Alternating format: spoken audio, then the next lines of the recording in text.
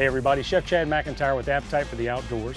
Today we're going to do a nice little easy appetizer or main meal, some turkey bites. So you season the turkey ahead of time. We're going to do a little bit of Moss's seafood breader and in the deep fryer and the Carolina cooker double fryer. So let's go ahead and get started. First, we're going to do a little salt and pepper on the turkey. The turkey's been cut up into about 2-inch by 2-inch pieces, and then we're going to bump it up a little bit, put a little bit of hot sauce on this before we kind of put some gloves on and start mixing this all up. Here we've got our oil preheated to right at about 350 degrees. And we're going to do these in batches. You don't want to kind of flood this out and crowd the basket out.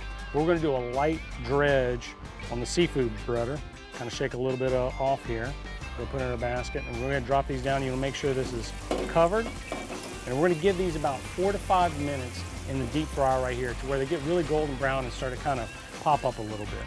We're going to go ahead and move these over to a plate with a paper towel or a paper bag on there to kind of help pull some of that hot grease out of there. You want to let them cool off just a little bit, but you definitely want to serve them a little on the warm side. We're going to do ours with a little bit of a dipping sauce. It's the Southern Sunshine grilling sauce from Carolina Cooker.